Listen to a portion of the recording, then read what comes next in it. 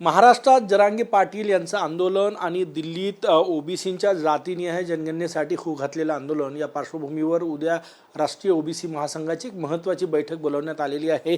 माझ्यासोबत doctor Babanrao Taywade sir आहेत। Sir काय सांगणार?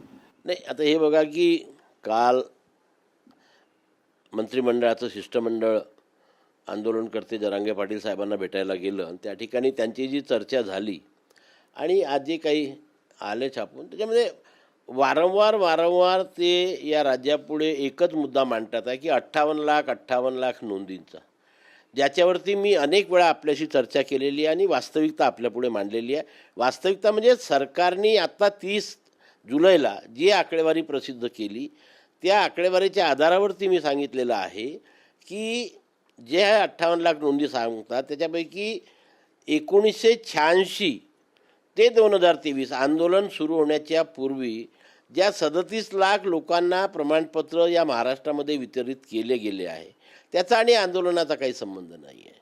आजही म्हणजे आता 23 नंतर आतापर्यंत जे काही 11 लाख प्रमाणपत्र वितरित केले मराठवाडा सोडून उर्वरित भागात, त्याचा आंदोलनकर्त्याचा काही संबंध नाही आहे। आंदोलनकर्त्यांचं खरं यश म्हणजे मराठवाड्यात सापडलेल्या 49,000 नोंदी आणि त्याच्या अगेन्स्टमध्ये वितरित केलेले 3,11,000 प्रमाणपत्र।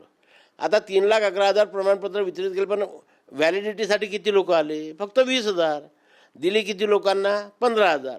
15,000वरती आमचा आक्षेपच नाही आहे, कारण त्यांच्याकडे जे कागदपत्र आहे ते कागदपत्र असेल त्यांना व्हॅलिडिटी द्यावी लागते। आणि म्हणून आता आम्ही त्या आंदोलनाकडे ज्या गांभीर्याने सुरुवातीला पाहत होतो त्या गांभीर्याने आता आम्ही त्याच्याकडे बघत नाही, कारण त्यांची जी मागणी आहे त्याच्यामध्येच वास्तविकता नाही आहे। पण उद्या तुमची बैठक बोलावलेली आहे, काय विषय?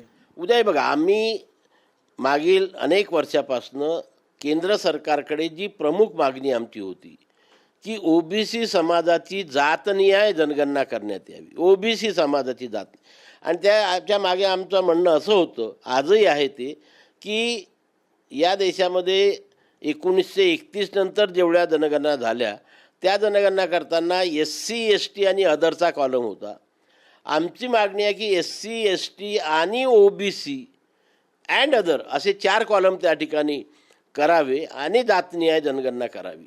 यापैकी अर्धी मागणी सरकारने मान्य केलेली आहे की जातनिहाय जनगणना यावेळेस होणार, पण ओबीसीचा कॉलम जोपर्यंत त्या ठिकाणी समाविष्ट होणार नाही, ओबीसींची लोकसंख्या या देशामध्ये किती आहे हे सत्यता येणार नाही।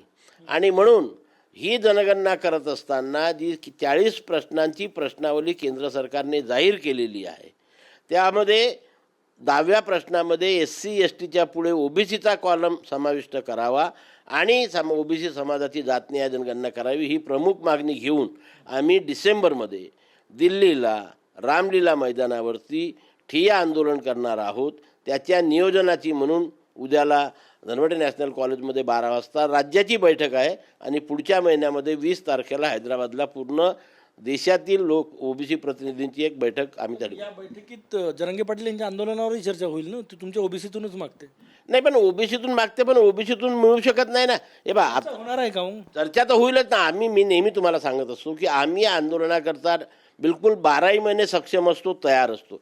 ज्या दिवशी आमच्या ओबीसीमधून आरक्षण जाते आहे, सरसकट कुणब्यांची प्रमाणपत्र देण्याचा सरकार निर्णय करतो आहे किंवा ओबीसीच्या आरक्षणातून आरक्षण देण्याचा विचार, त्या दिवशी हा राज्यातील आणि देशातील ओबीसी समाज रस्त्यावरती येऊन आपल्या संविधानिक आरक्षणाचं रक्षण करण्याकरता कालही सज्ज होता, आजही आणि उद्या राहणार आहे। 1 सप्टेंबरला ओबीसींचा मोर्चा मुंबईला धडकणार आहे, तयारी मोर्चा नेत्यांनी सुरू केलेली आहे।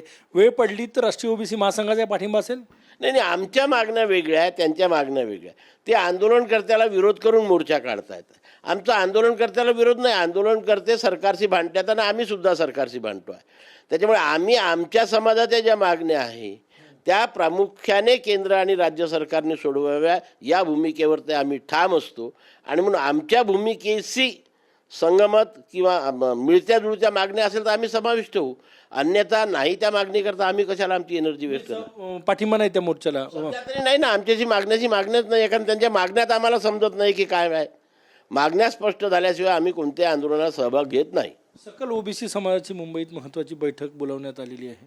नाही, बैठका अनेक लोकांनी घ्याव्या। मी तुमच्याशी अनेकदा बोललो आहे की 60% ओबीसी समाज आहे या 60% ओबीसी समाजामध्ये अनेक संघटना निघाव्या, त्यांनी काम करावं आणि ओबीसी समाजाचं उद्धार करावा, हीच माझी भूमिका आहे. या भूमिकेशी जर कोणी सहमत असेल आणि त्याप्रमाणे ॲक्टिव्हिटी करत असेल तर आम्ही त्याच्यामध्ये सहभागी होऊ, अन्यथा नाही. ओबीसी आश्रम शाळांमध्ये वसतिगृहात पुरेशी सुविधा द्या. जर बोगसगिरी असेल किंवा विद्यार्थ्यांची गैरसोय होत असेल तर थेट कारवाई करू, असं ओबीसी मंत्री म्हटले.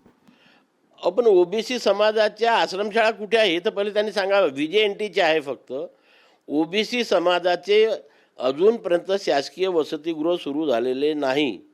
हे शासकीय वसतिगृह म्हणजे वसतिगृह सुरू झालेले आहे, आश्रमशाळा सुरू झालेल्या नाही. मग आता आश्रमशाळा आहे ते VJNTचे आहे. आता जे आहे त्या VJNT आमचे ओबीसीच आहेत, पण त्या पर्टिक्युलरली VJNT समाजाकरता आहे आणि तिथे त्या सरकारने पुरेपूर सुविधा द्याव्या ही आमची सुद्धा मागणी आहे. आत्ताच आदिवासी आश्रमशाळेमध्ये एक प्रकार घडलेला आहे, तसा प्रकार पुढे VJNTच्या आश्रमशाळेमध्ये घडू नये आणि त्यांना चांगल्या दर्जाचं शिक्षण मिळावं ही आमची सुद्धा मागणी आहे. शेवटचा प्रश्न. जरांगे पाटील म्हणतात की 58 लाख नोंदी द्या, नाहीतर आरपारची लढाई 28 ऑगस्ट नंतर करणार. काय म्हणतात?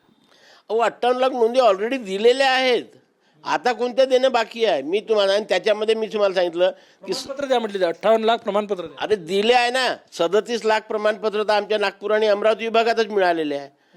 काय कोकणामध्ये आहे, उत्तर महाराष्ट्रामध्ये आहे, पुण्यामध्ये आहे, याचा नाही आंदोलनकर्त्याचा काय संबंध? मराठवाड्यामध्ये ज्या नोंदी सापडल्या, मी तुम्हाला सांगितलं की 49,000 नोंदी सापडल्या, त्याच्या अगेन्स्टमध्ये 3,11,000 प्रमाणपत्र दिले. म्हणजे एका घरी 5-5, 6-6 प्रमाणपत्र गेलेले आहे. तसं जर पाहिलं तर आपण पण त्याची व्हॅलिडिटी होणं महत्त्वाचं आहे. व्हॅलिडिटी याच्याकरता जे आवश्यक कागदपत्र ते गोळा होत नसेल. भूमिका आहे वेट अँड वॉचची भूमिका. आमच्या उर्वरित महाराष्ट्रामध्ये किती प्रमाणपत्र गेले आपल्यालाही माहीत आहे की आजकाल कुठल्याही घरी नवीन अपत्य जन्माला आलं, नातू असो नातीन असो आणखी, तेव्हा आजकाल जेव्हा पहिल्या वर्गामध्ये प्रवेशाला जातो तेव्हाच कास्ट सर्टिफिकेट मागतात. मग माझ्याजवळ आहे, माझ्या वडिलाकडे होतं म्हणून माझ्या नातनीला किंवा नातवाला मिळालं, त्याचं काही या आंदोलनामुळे नोंद नाही मिळाली. ती सतत चालत आलेली प्रक्रिया आहे आणि ती याच्या पुढे पण राहणार आहे. जरांगे पाटील म्हणतात की 58 लाख ज्या नोंदी आढळल्या त्यांना प्रमाणपत्र द्या. तर डॉक्टर बबनराव तायवाडे म्हणतात की ती प्रमाणपत्र ऑलरेडी दिलेली आहे, व्हॅलिडिटी पण झालेली आहे. कॅमेरामॅन सचिन सायामसह गजानन उमाटे, TV9 मराठी, नागपूर.